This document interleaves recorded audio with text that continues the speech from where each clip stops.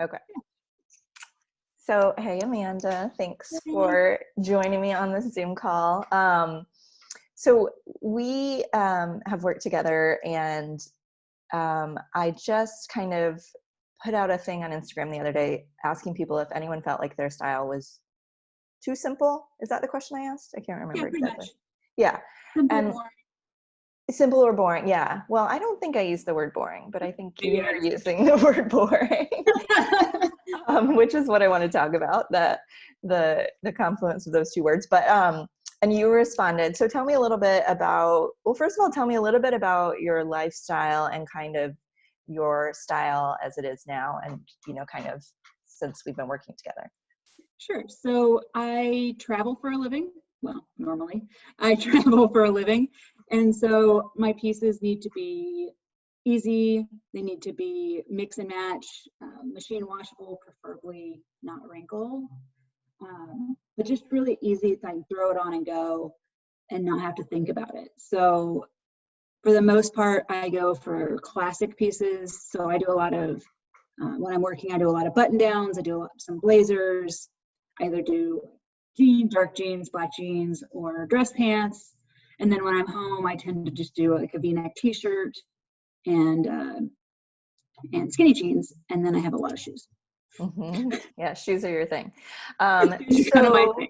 Yeah. So why do you think, like, why when I asked that question about thinking your style is too simple, like what about that question made you say, yeah, I think about that, or I worry about that? Well, I mean, I pretty much wear the same thing every day. Like I wear, I have this t-shirt in 3 colors, and that's pretty much the only t-shirt I have. And none of them are colors, none of them are patterns. Like they're all, like I've got gray, white, and black. Mm-hmm. So it's all very neutral. It's all like monochromatic, not monochromatic, but very neutral, very simple, very, solid colors, solid everything. Mm-hmm. And does that align with like the style that you are drawn yeah, to? I mean, it does align with that. Mm-hmm. It's just some days I see people out and about or on Instagram or whatever that have the cool pieces, or they've got interesting shapes or cuts or color. And I just think, oh, Mm-hmm. that's cute. I wish I could do that. And what has happened when you have kind of tried to buy some of those different things? I never wear them. Mm-hmm. I still probably have 2 pieces in my closet that I've Mm-hmm. never worn, Mm-hmm. even after working with you. Mm-hmm. You're hiding them.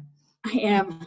I took 1 or 2 out, back out. It's okay. You're forgiven. Um, Okay, so having gone through that experience, so like you feel so basically you're pretty good about buying what works for you. Like you said, you travel, you're busy, you have like pretty specific requirements that you need your clothing to fulfill, and also you have a pretty specific aesthetic. Like your aesthetic is very clean, modern,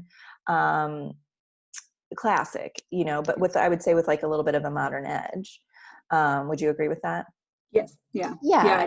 I like leather, and I like, those kind of details as well. Right. And so after, and then, so you've established all those things, and then you still see some people wearing things that feel different to you, and you feel, how would you feel?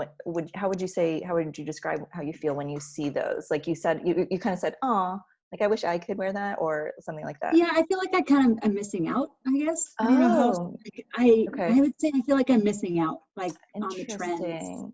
or on that the cool people are wearing. And yeah. So what would it take for you to kind of reframe your style? So why I wanted to talk to people about this is that I hear this a lot. Like there are a lot of people, a lot of my clients who feel like, I feel like there's something missing. Like, honestly, people say that. I feel like there's something missing. And you're saying kind of similar, like, I feel like I'm missing out on something. But then when we drill down to it and separate what other people are doing from what they're drawn to, they are just genuinely drawn to this classic, clean style. And so I'm trying to figure out where the disconnect is for people when they know that's their style, but they're having a hard time accepting it, maybe because of kind of other things that they're seeing. Yeah. I mean, for me, I know part of it is however much I love Instagram and getting some of that, I follow people that their style is not my style because I Mhm. like, maybe I like the person or like what they say, but I look at their Totally. pictures and I'm like, oh, that's pretty cool. Mm-hmm. Yeah. And Is I there, think that influencers are, that's their job, is to be cool, right? To be, Mhm. Yeah. and so I feel like that's something I should want. Like for me, a lot of it's like the linen pieces and those flowing. Mhm. It's very cool. It's very in. I know it won't work for my life Mhm. in any way, shape, or form, Mhm. but it's cool, and Yeah. I kind of want to be that girl some days. And Yeah. I know it doesn't work with my life, but that doesn't mean I don't want to be part of the cool kids club. Oh, okay. So that's really important. So a couple of things that you said there. Um, so you're able to kind of see it and appreciate it for something that is kind of current and of the moment and that kind of thing.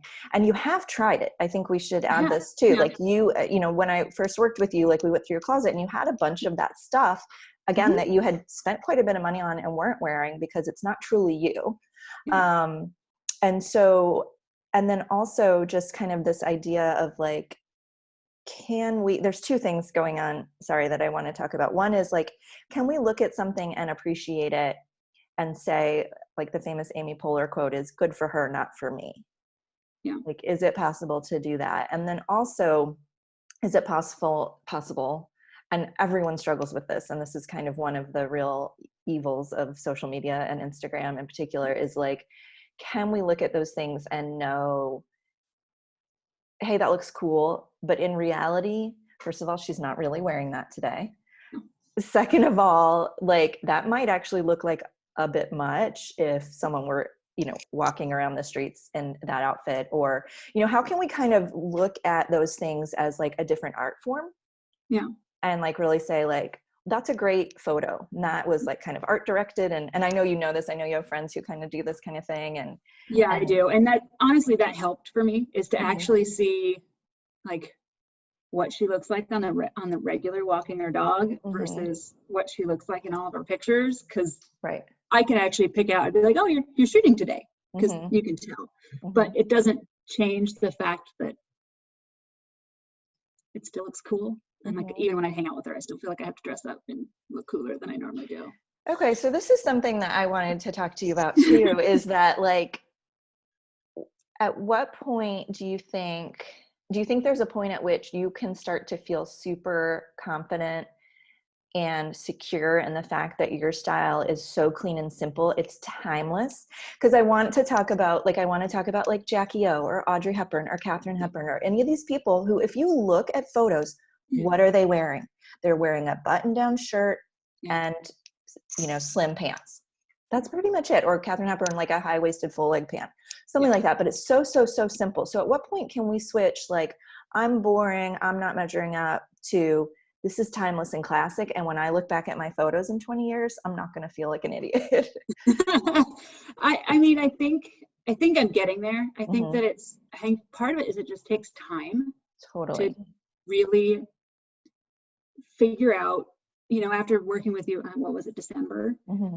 I really spent some time with just my wardrobe. I have added a couple of pieces, but not actually as many as I expected to. Great. And I just kind of sat with it, and I've actually become more okay with it the more I've realized that I don't feel like I have imposter syndrome anymore. Oh, great. Talk to me a little bit more Um, about imposter syndrome. like I trying to wear clothes that are cool, like the linen and the stuff that doesn't ever feel like me, and it feels like I'm always like shifting in Hmm.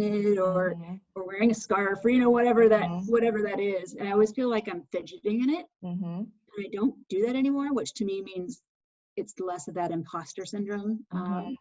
So kind of by imposter syndrome, you're kind of meaning to be someone that you're not, or Right. to look To like something that you don't like feel. something that to look like something I see on Instagram or whatever, Hmm. Yeah. or in the magazines or on TV. I'm not just Hmm. blending Instagram, but Totally. Yeah.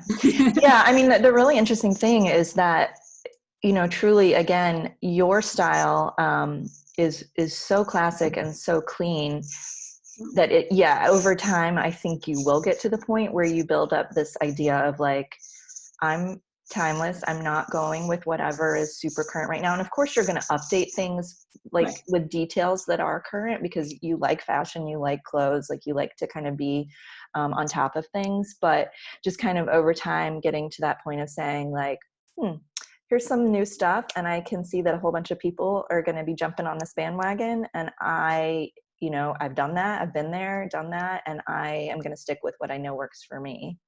Yeah.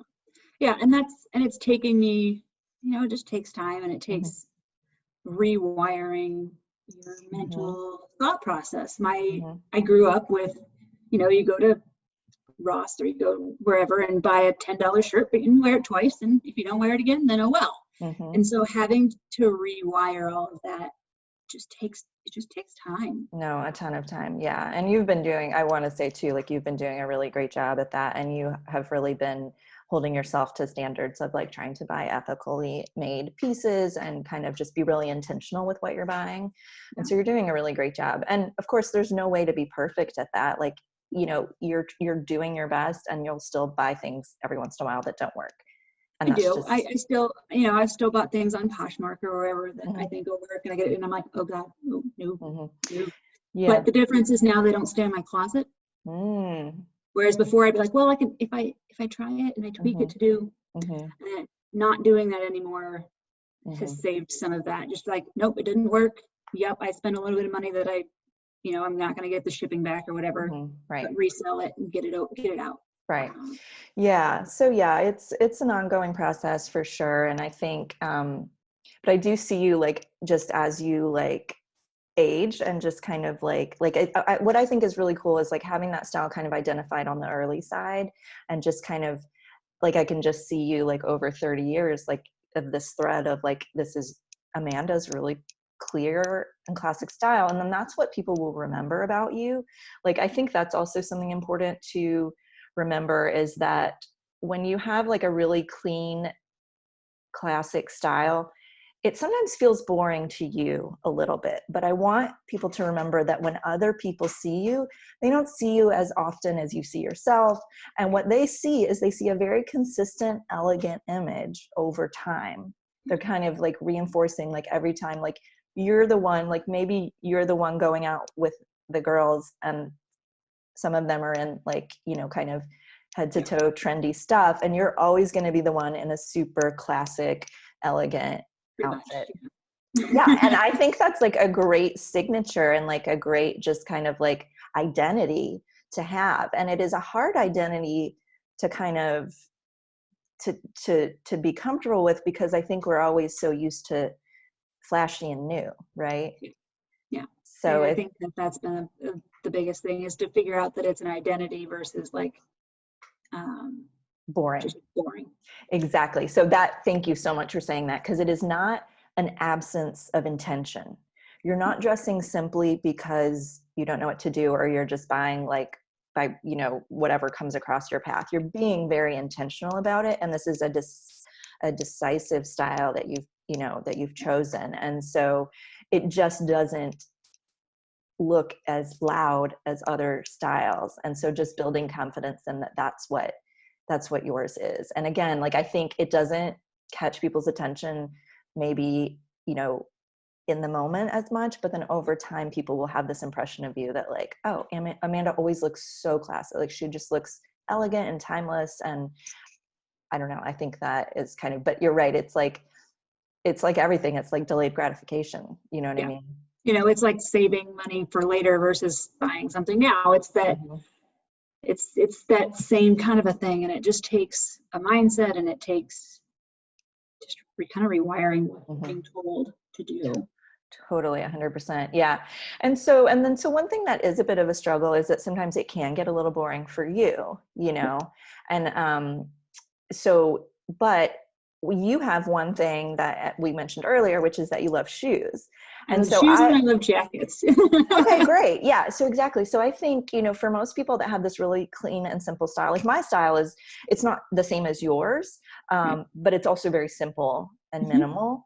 And for me, my thing is always like jewelry. It's like either a necklace or earrings or something. But for the most part, I'm always wearing white or black or denim. And that's just what it is. And it took me a long time to get comfortable with that too. I mean, until I was probably in my mid 30s. So you've got a few years to go, but just having that be my thing. And so yours is kind of like adding that third piece, adding the jacket or adding a cool pair of shoes, which of course right now, I don't know if you're struggling with this, but like shelter at home, we're not putting on shoes. I feel like it's just like a part of my outfit that's missing. I miss my shoes so much that I've actually put them on just to sit at my desk all day. Oh, good idea. Like, I know they're too loud to walk around my apartment because I want my downstairs neighbor to hate me, but like I will literally just put shoes on and sit at my desk and just wear them when I'm sitting here. Well, I think that's amazing because like putting on like that also kind of gives a mental signal to your brain that like this is serious work time. Like I am dressed for work. I've put on the real shoes and here I am. And I put on like real pants every day. Yeah. I feel better. Yeah. Real pants. They're all real pants, but in jeans or whatever, compared to like sweats or leggings, nothing wrong with that. But I just felt like I wasn't getting anything done when I dressed like that, because in my mind that's a weekend wear. And yeah, I do think like really like switching clothing or putting specific clothing on puts you in a certain mind frame. And they've done studies about that. Like apparently, pre-med students, or I can't remember the group that they did this research with, but basically like people did the same job, but when they put on a white coat, they felt better at their job. They felt more successful. And that's the reason I like heels as much as I do. It's not I'm finding out that it's not for other people. It's not like I like my makeup done and I like wearing heels. It's not, everyone's like, oh, people do that for other people. I think during this quarantine, people are figuring out, or can have the opportunity to figure out what's for them versus what's for other people, because no one sees me. But I still like to have makeup or mascara or whatever on and put shoes on. I love my slippers, but there becomes a time that shoes are kind of nice. Yeah, no, it is really true. This is not positive for a lot of things, but this time at home is kind of giving us this opportunity to explore, like you said, like what's really for us. So good. So I think, I mean, you're on the right track with just kind of like getting more and more comfortable with saying like, I really appreciate that on that person. I've tried that. That's not for me.